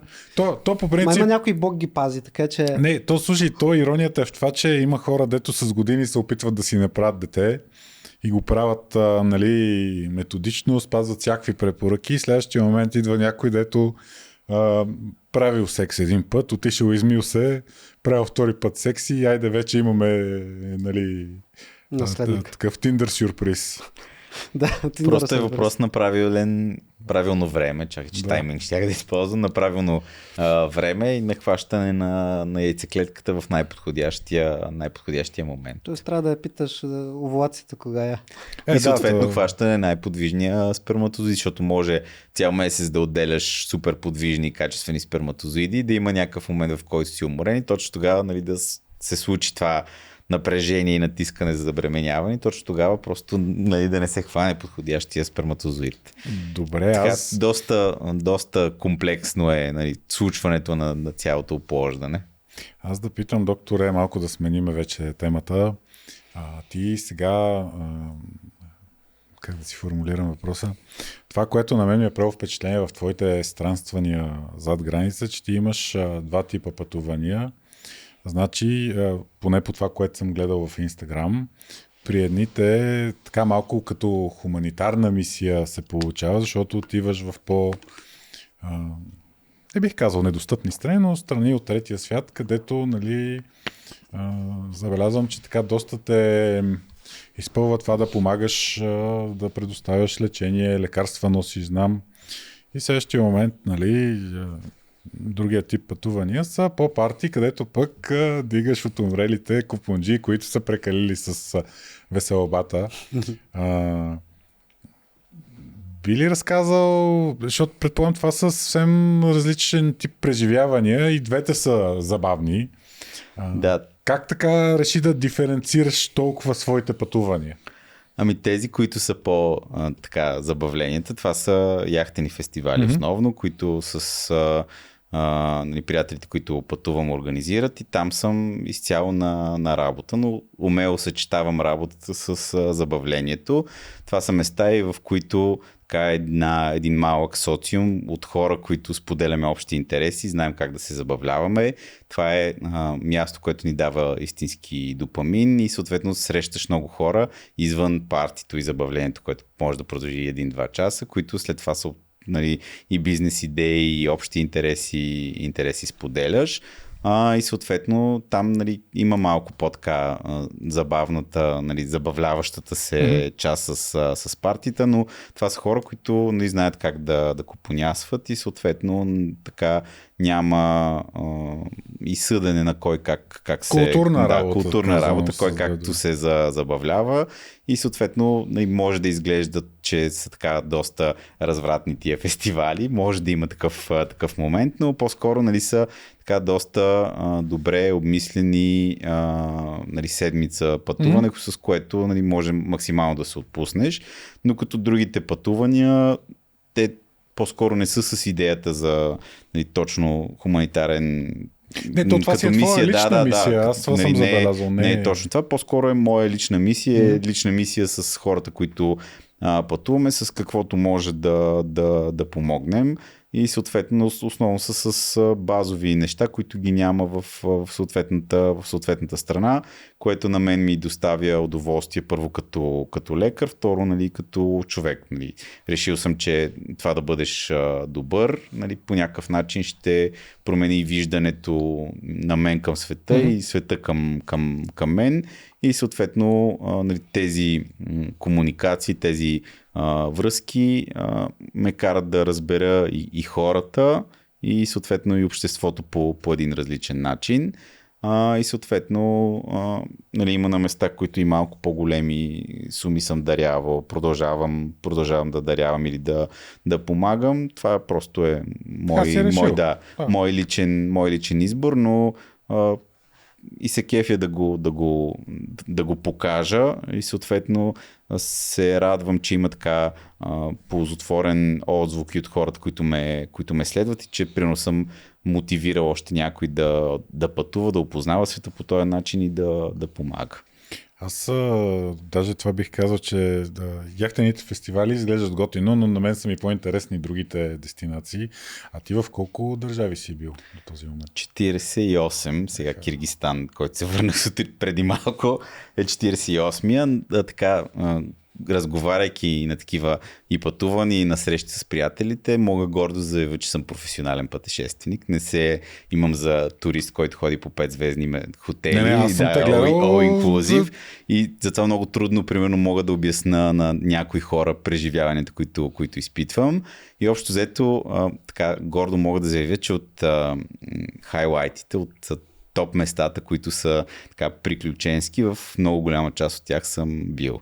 Бил съм в Венецуела, едно от най-впечатлящите места, най-високия водопад.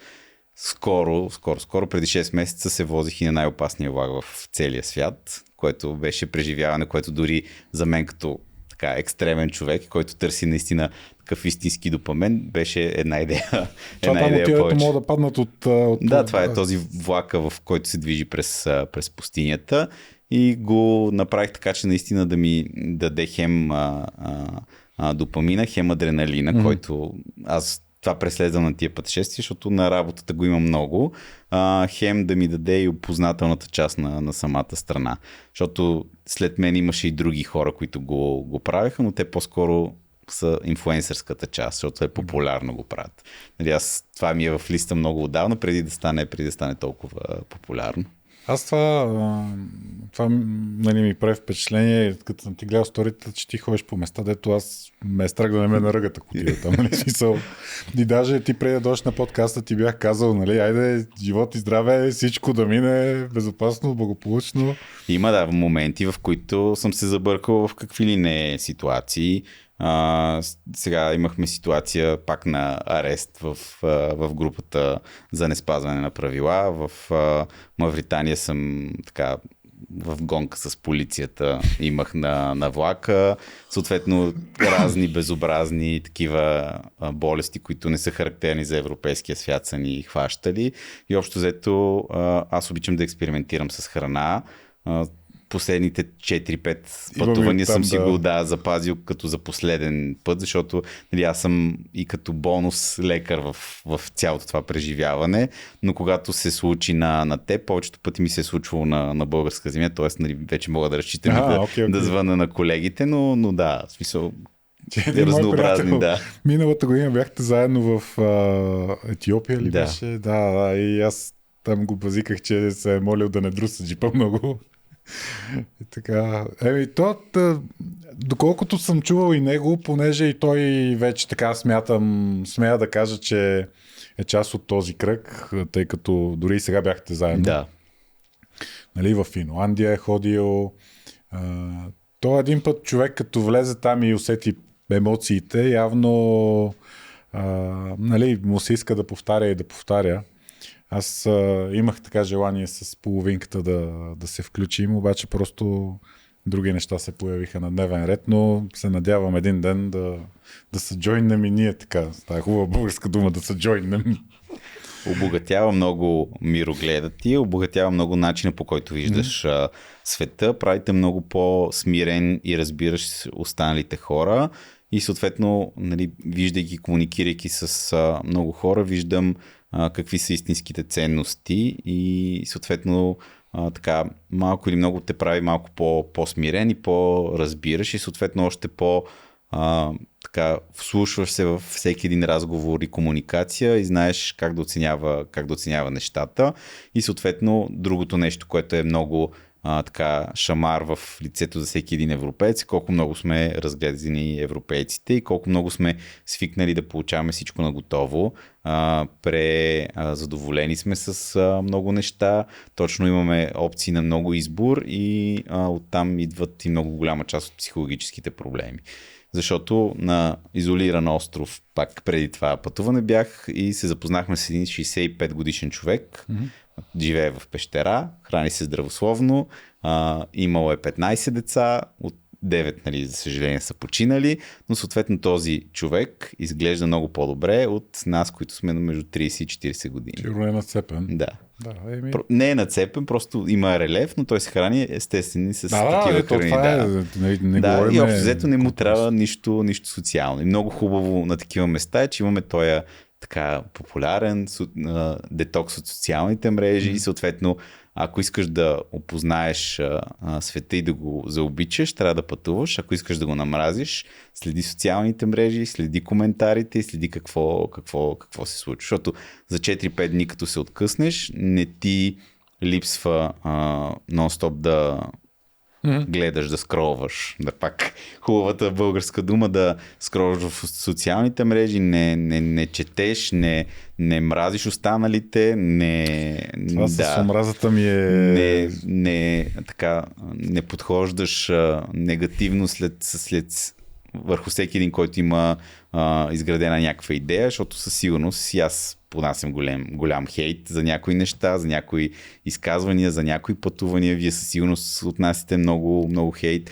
Общо взето, хора, които успяват в една сфера, чувстват се комфортно, могат да говорят на различни теми, чувстват се комфортно да говорят и за нали, мъже, колко е важно нали, чисто мъжката енергия, колкото и жените да, нали, особено нали, феминистките, колкото и да искат да го оборят това, не е така. Нали. Мъжката енергия е много важно и е важно нали, да има такива и разговори и чисто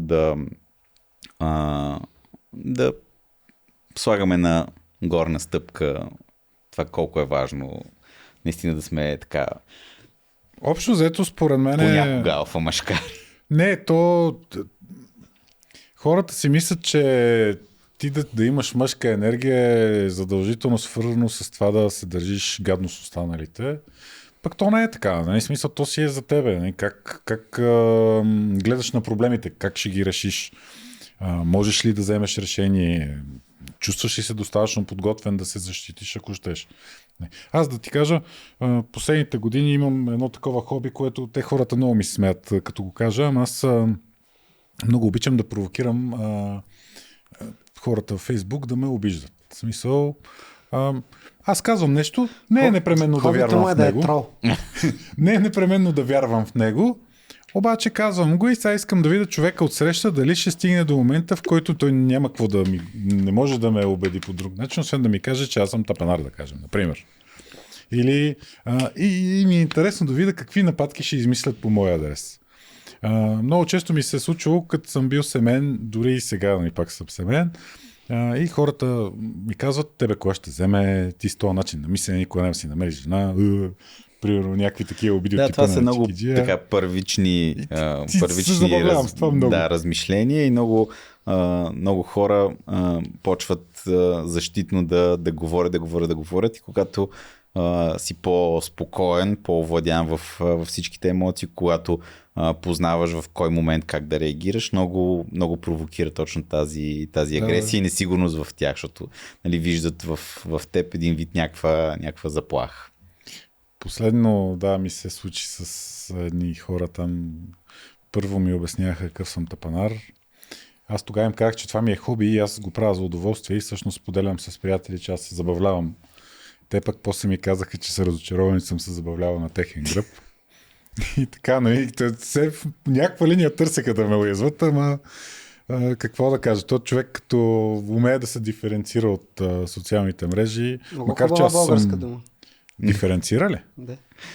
Ами по принцип това е от математиката идва и си е официален термин на български. Ма никой не го ползва в този контекст, да. По принцип е свързано с производни на уравнения. Диференциране, когато разграничаваш стойностите, интегриране, когато ги можеш да кажеш да се разграничавам. Както и да. Искам да изглеждам по-интелигентен. Трудно, но да. Тук какво ми се правиш на байхуи? Така да е, както и да е. Идеята ми беше, че според мен хубаво е да имаме живот и отвъд Фейсбука, както казваш и ти, защото някои неща трябва човек да си ги преживее. Аз, например, бях на концерта на Металика в Атина. От 12-ти клас си слушам тая банда. Не съм имал възможност сега да отида. И ми направи впечатление нещо много интересно. Около мене имаше 4-5 човека, дето се бяха въобразили на вокалиста на Металика. Значи имаше Джеймс Хетфилд отляво, отдясно и почват да свират те и аз никога не съм ги виждал на живо. Направих си аз едно стори, сега няма да се излагаме. Обаче свирате песента, аз седа и слушам. И седа и слушам такъв. И седа и гледам и слушам. И си слушах песента, нали, първата песен. До мене то направи 50 клипчета, снимки, пък се снима така, пък иначе, не знам си какво. И това ми прави впечатление, че ние повече се опитваме да живеем за социалните мрежи, вместо да отидеш там да си преживееш нещо, да си гледнувал. Това че ще те прекъсна, просто абсолютно съм съгласен.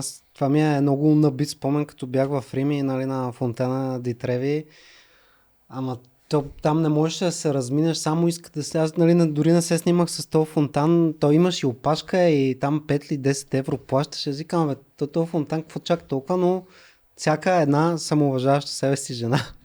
Там ако няма снимка на Дитреви и горе на хайлайт, нали, за какво да ходиш въобще, а то де-факто, защото казват, примерно тук трябва да обикаляш, аз Рим го обиколих за един ден, човек. Нали, като не... ти не си ходил по... Да, ти каза. Да, ма то като човек не иска да се снима на всеки камък. Искаш да си преживееш там, да си римлянин за един ден. Да, си ги гледам нещата. Зависи по какъв начин искаш да пътуваш и какво искаш да преживееш и да видиш. В един момент, нали, в всеки един, който пътува или почва да опознава различните култури, идва момента, в който в началото искаш, нали, да покажеш себе си на това място. В другия момент вече, когато осъзнато почваш да разбираш културата, да разбираш ценността на природата, на архитектурата, почваш да искаш да споделяш примерно само архитектурата или само природата или да споделиш нещо в човешките емоции. Примерно, аз имам в момента нямам и аз тази необходимост да се снимам на определено място. По-скоро имам необходимост да предавам определена емоция. Едната емоция, която предаваме е с лицата и портретите на хората, нали, които сами по себе си, много вече хора разбирам от тях, че предават определена емоция и съответно искат да виждат още и още. И другото е просто предаваш цялостната визия на мястото. Да. Аз може би малко извън пътешествията, понеже вече понапреднах. Не, имаме време. Ти нали няма боядисващаване и имаш време. Кой знае дали е. Така да си го. Да, но генерално, понеже си тук и си, нали, за мен си много, много важен гост тук, защото на доста въпроси, които и извън това да ти ги задам, на мен също са ми важни и нали, да си мисля някакви неща, чел съм, обаче друго Ама като ти го каже специалиста, по друг начин стои. И ще се върна на либидо, както се казва. Royal либидо. Генерално, дали, защото аз си гледам, примерно, аз си казвам, окей, аз това първо, което да кажа за витамин D, човек, дълго време не бях взимал, откакто почнах, примерно преди вече доста време го взимам постоянно и просто живота ми се промени без майтап. В смисъл, там нямах никаква енергия, спеше ми се, след работа лягах да спя, да скролвам, нали, никаква енергия, нито за тренировки, нито нищо. Почнах магнезий да приемам, почнах витамин D, витамин С и изведнъж живота ми стана по-хубав. Дай някакви насоки, какъв стак може така да ти подобри малко лайфстайла, нали, с тренировки да няма да ги обсъждаме, но може би дали има и някакви храни, които е хубаво да избягваме също, ако имаш някакви наблюдения. Или да включваме. Да, или да включваме. И по-скоро, нали, голямо количество въглехидрати да избягваме, нали, захари, рафинираните захари, защото нали, те променят и инсулиновите пикове. По-скоро някакви храни, въглехидратни, които ти дават по-дългосрочна енергия. Съответно, нали, тези всичките бързи храни, които, нали, junk foodите, които са, защото те просто те засищат и правят така, че да увеличават нивата на инсулин и да се чувстваш още по-гладен. Само да дефинирам, понеже казваш junk food, сега за различните хора са специфични храни, може би, ако мога да кажеш. Не, аз тук искам да допълня доктора, че по-скоро той, ако съм те разбрал правилно, казва на хората да хапват цели непреработени храни и ако имат възможност повече те да си приготвят храната. Да. Това аз го изпитах тук последните 2 месеца. Разнообразно хранене. Нали?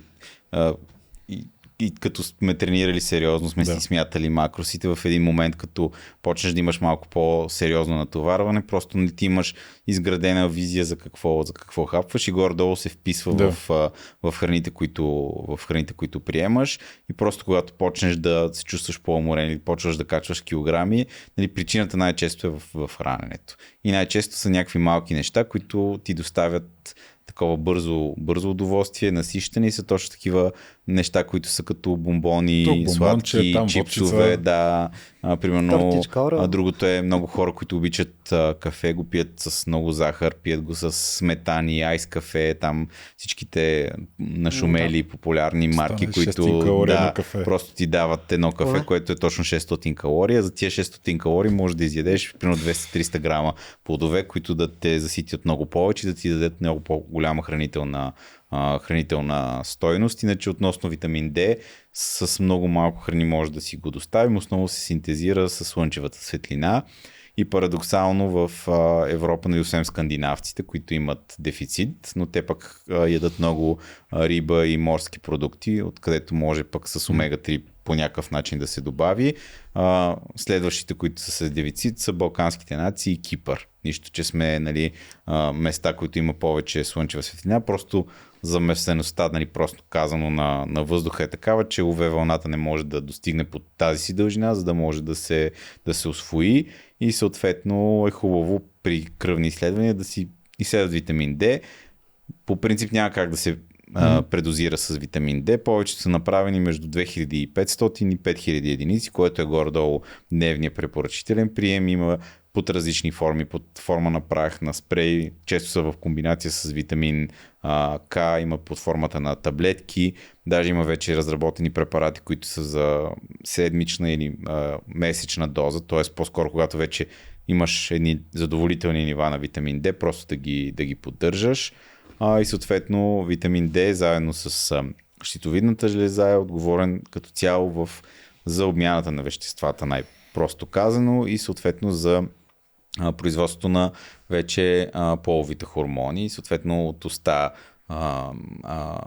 щитовидна жлеза надолу към вторичните жлези, които произвеждат хормоните. Тестостерон, естрогена при жените и от вече над бъбречната жлеза, които хормони се произвеждат. Значи да ги изборим горе-долу. Аз забравих. Витамин D, комбинация с витамин К. Така. Това ти магнези, цинк. Магнези, той, нали, възстановява нали, мускулите, нали, мускулната проводимост при такива като екстрасистори, т.е. при сърцебиение също, нали, подпомага кръвообращението, и цинк вече той пък подобрява подвижността и на сперматозоидите, либидото, заедно с еларгинина, който казахме. Така че право да си купуват нашата добавка и да... По принцип, аз вече съм тук, може би още от тестерите пил някъде към втори месец и без майтап наистина има ефект. Ти си ангажиран да го кажеш, защото имаш облаги. Хората си купуват, ама според мен, ако човек иска да се убеди, най-добре да си поръча и да провери. Да, фидбека... Обратната връзка. Обратната връзка е много добра. Най-главната, между другото, ми беше интересна, че така сутрин стават хората и аз не се бях будил с дигнат инструмент. преповдигнато настроение от доста време. Иначе да довършим и за така. Аз между другото и креатина може би е нещо, което... По принцип креатина е по-скоро, ако искаш когнитивно, нали, да се държиш добре, и за активни спортисти също, нали, доста помага. Аз бих казал и ашвагандата, тъй като живеем в доста стресови времена. Тя малко така ти помага да си една идея по-непокис. Даже аз съм го казвал и на хора, на които съм помагал в фитнес средите. За мен, когато съм бил под най-голям стрес, най-добре е работила комбинацията елтирозин с ашваганда, защото елтирозина помага за изграждането на невротрансмитери, мисля, а пък ашвагандата те държи доста така спокоен и реално ти получаваш един такъв приток на енергия, който не е както от кафето да има пик и спад, а и по-скоро си фокусиран там в момента, но в същото време си достатъчно спокоен, за да не взимаш импулсивни решения. Това е доста важно. А добре, а има ли значение дали си примерно на 20 или на 40? Не, за взимането, дали като си на 20 ти трябва да ги взимаш те неща или по-скоро като минеш 30 те вече трябва... Ти, доктора, не ме гледай мене. Ти на 20 може да имаш по-стресов и напрегнат живот, отколкото един 40 годишен, така че принцип, зависи по-скоро от начина на живот, който водиш и от динамиката на живот, който водиш. 20 годишният студент по медицина според мен е доста по-стресиран от аз това щях да питам... 40 годишното чиче, дето живее на село и гледа животни. Разбира се, аз него това ще я го питам, понеже на времето сме били в една и съща фитнес програма и там това, което ми... Това го бях запомнил на времето, че човека прави някакви безумни часове на работа и след това ходи да тренира. И нали, аз доколкото съм се интересувал с съня е едно от най-основното нещо и как ти от твой личен опит успя да се справиш това. Нали, аз се възхищавам, защото познавам и други нали, и лекари, и хирурзи, които просто... Аз ако спя 5 часа, после не мога целият ден, не знам къде се намирам, пък камо ли да не спиш. Те работят и на по 2 места като специализант. Повече, да, то е... Общо взето, аз мислех, че като специализант ежедневието ми беше натоварено, но тогава поне имах време да тренирам. Сега нали, все по-малко време намирам за тренировки, защото работя освен в болницата на още 3 места и съответно става един порочен кръг от едното място в другото и се прибираш сумбър уморен и гледаш в една точка и съответно нито се събуждаш с утрешна ерекция, нито се наспиваш и съответно нещата, които казваш на пациентите и на всичките, които са те питали, затова ги усещаш на собствен гръб, което не е много приятно и съответно в момента, в който имаш един ден, който отделяш да се наспиш повече от 8 часа или се абстрахираш от всичките телефонни обаждания, от всичките мисли, които имаш за това място, за другото място, нали, се възстановяваш малко по-добре и съответно така цялостно психически се чувстваш по-добре.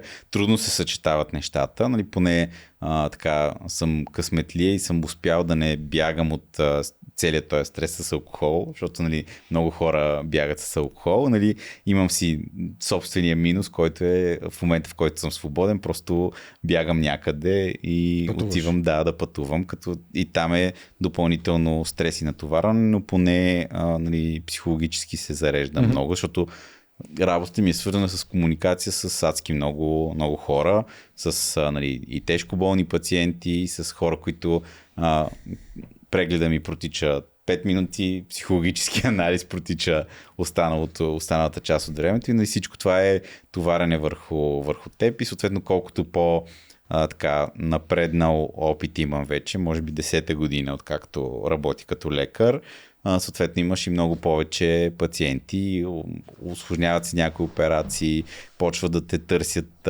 пациенти от близки и така нататък, така че телефона е нон-стоп с някой звъни, иска да си запише час и така. Трудно е да се съчетае, нали, наистина много ми липсва и това, което нали, искам пак да подобря, да се върна с някакви нали, тренировки, защото със сигурност ще успявам много по-добре да се възстановя. Не съм на 30 вече, на 35 станах. Така че... Вашата професия заедно с учителската си е малко и призвание. То е... Не малко. Малко повече даваш, отколкото получаваш, така да се каже. Ето, със сигурност е това. Въпреки, че нали, има доста така специалисти, които с практика имат и добри доходи, винаги е малко повече човек дава, отколкото получава. Винаги даваш повече, отколкото получаваш и за да почнеш да получаваш, трябва да се научиш да даваш. Но в крайна сметка, колкото повече даваш, толкова по-голямо удовлетворение имаш и от това, което правиш и съответно удовлетворение идва и от това на колко много хора си помогнал директно и индиректно, защото нали, има най-вероятно като се заговорим или наши общи приятели на всеки един, който съм помогнал така в кръка на шегата, като се запознавам с някой нов, му казвам, че рано или късно всеки опира до мен по една или друга причина. Нали, аз се опитвам да съм фокусиран и така максимално запознати с нещата в моята сфера, но примерно и по пътуването, които пак стана за фестивалите, нали, и общата медицина, нали, не съм я забравил и така успявам да се адаптирам и там много лесно.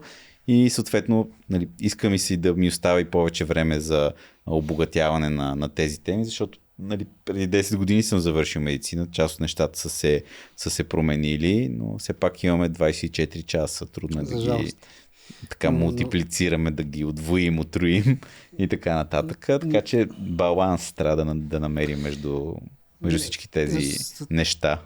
Аз тук просто да кажа наистина, защото някой път съм се замислял, понеже комуникирам и с други медицински лица и тук наскоро с едно момиче говорих, което такова желание да помага на хората, нали, аз не съм, не че нямам желание, аз помагам когато мога, но има хора, които наистина това има такова призвание и е редно да има повече уважение към хора като вас, защото някой път наистина го виждам отстрани, че нали, малко хората се държат едно, че сте им длъжни, а за мен е това призвание да помагаш на толкова много хора, да го мислиш и даже търсят тук да съм доброволка, там и аз викам на човек, за себе си няма ли да помислиш веднъж?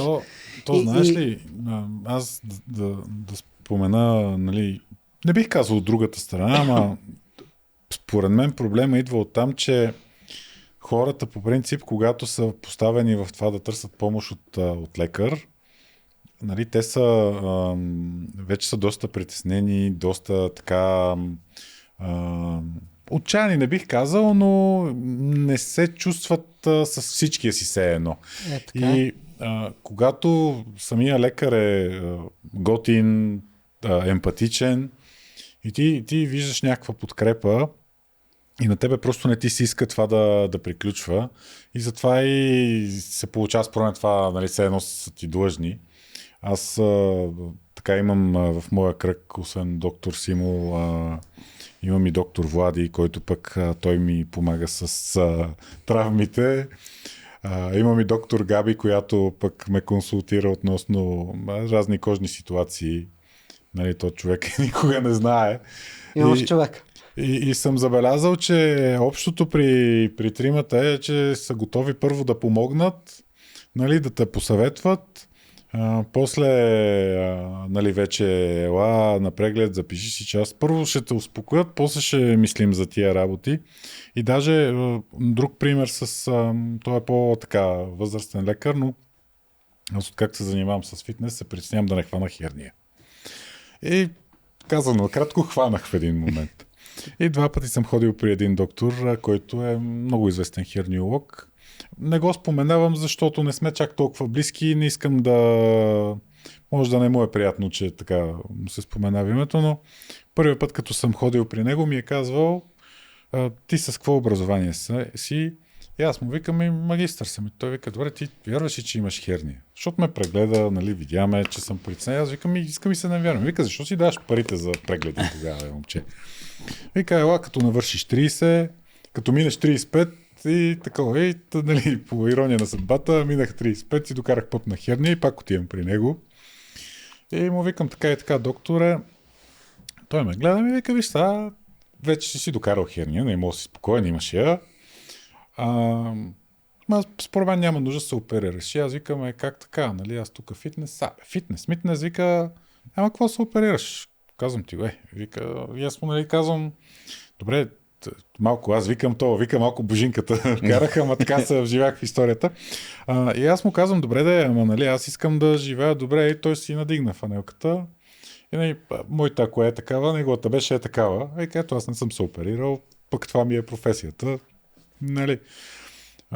И това доста ме впечатли и ми направи впечатление, че има хора, ще цитирам един професор, който каза: нали, много докторчета, има малко лекари, но аз ще кажа, че има доста добри лекари, които искат да помагат, както има и доста учители. Аз като бях студент, много така съм се чудил на мои съученици, които са ставали учители, защо го правят, ама сега като детето ми след някоя година ще влезе в гимназия, се радвам, че са станали учители, защото знам, че са читави хора и са надежни. Така е, във всяка ситуация има и черно и бяло, и ин и ян баланса. И ти спомена нали, двама колеги, които и аз съм приятел с тях, нали, които и аз и те, и още има доста млади колеги, някои по-така изявени в социалните мрежи, които се опитват да дават добър прием и се опитват и да оборват това, че нали, всеки трябва да е компетентен на медицинска тема. И то нали, от тук идва и проблема, защото всеки си мисли, че е компетентен на медицинска тема, но освен, че нали, всичките изчетени неща или AI, който ти е дал обобщената информация, трябва да го насложиш с всички останали организми, с всички останали системи в тялото, за да може нали, максимално да представиш фактите такива, каквито са. И важно е съответно по сериозни медицински теми да няма такива много бързи реакции, спекулации в социалните мрежи, защото така слагат едно допълнително напрежение към цялото съсловие. Пак казах, има и черно и бяло, нали, не може да се отрекат и двете неща, но има и много колеги, които нали, са много добър пример за това как сърцата си изпълняват професията, което съответно много ни изчерпва и психологически и съответно в един момент прегаряме емоционално и правиме така една защитна бариера в комуникацията, която може от отсрещната страна да изглежда хладна, така арогантна, нали, с съдържанието. Да, така че просто комуникирайки с хора повече и нали, истинска комуникация, може да разбереш и да се напаснеш в този момент. Така че и от пациентите също нали, трябва да има това разбиране. Просто пак казвам, монетата има две страни. Да, винаги. Добре, колега. Кажи да се абонират на хората. Аз им казах вече един път. Пак им казвай, не са се абонирали достатъчно хора. Абонирайте се. Супер Тенкс има вече. Да, опаричихме се. Реклами гледайте. Подкрепете се с по един продукт и да благодарим на доктор Симо, че ни беше на гости. Докторе, ще оставим твоя Инстаграм за всички, които са фенове на пътуванията, да гледат, да черпят идеи. Също така, нали, ако искаш, може да споменем и твоите партньори. Да, аз пътувам с Panic Frame, който иска да изживее едно преживяване извън зоната на комфорт, може да се включи с тях, ако иска наистина да бъде истински пътешественик. Освен в Instagram, в Facebook, нали, отворени са ми профилите, опитвам се да отговоря на всеки един. И ако искате вече да си запишете часи за преглед, в SuperDoc може да намерите местата, където преглеждам. По-лесно ще бъде нали, за фиксиран час, защото преглеждам и в болницата, само че там нали, ще трябва да е малко с уговорка, защото все пак и оперирам и не искам да се случи така, че да ме чакате, ако е за някаква профилактика. Така че добре, има къде да ме намерите. Пак казвам, максимално отворен съм, когато съм в така цивилизования свят има връзка. Ето дойде след полета директно до тук. Снимаме подкаст. Да. Така че добре, че не закъсня полета, защото... Щяхме да изчакаме. Ние по принцип ще кажа над месец така обмисляме да те поканим, така че абсолютно. Една-две седмици или 1-2 часа за нас не са драма. За мен супер як епизод. Аз много се радвам, защото тези теми, които обсъждаме, на мен лично са ми много са ми при сърце за мъжко здраве. При мен той знае повече за психичното, нали, ми е интересно, защото не се говори достатъчно и се надявам така да още и ти по този начин нали, на самите си пациенти помагаш и още повече хора да почнат малко... Не за да, нали, това да се... Пак ще го кажа, това да се интересуваш от психичното здраве на себе си и на приятелите си и да ги насочваш. За мен това е алфа мъжкарство също. И трябва да се грижим за хората около нас. И аз се радвам пак за поканата, че извън нали, ноември, който е месеца на мъжкото здраве, все повече нали, хора се интересуват от мъжкото здраве и все повече нали, се правят такива подкасти на по-разбираем език, защото говорили сме си го и друг път, аз мога да си изрецитирам моите термини медицински, но съм сигурен, че ще загубиме интерес още в първите 10 минути и нали, няма да се чуят нещата. Така че опитвам се и в другите подкасти, когато сме ги правили преди години, опитвам се максимално така достъпно да представям информацията. Нали, на моменти може би и нали, чак толкова медицински не е коректно, но просто е разбираемо. По някой път трябва и малко терминология да се вкара, за да може да. Човека после като има някакви притеснения да отиде да каже нали, хората как да го прегледат. Не как да го прегледат, ами какво го боли се едно. Но няма значение, примерно, че сте на 18 или че сте на 20, 25, 30. Хубаво е веднъж годишно и на 2 години, ако нямате проблем, заедно с кръвните изследвания, заедно с прегледа при специалист, освен при уролог, вече след 40 години хубаво при гастроентеролог. Нали, хубаво е и регулярно да се тестваме за всички полово-предавани инфекции.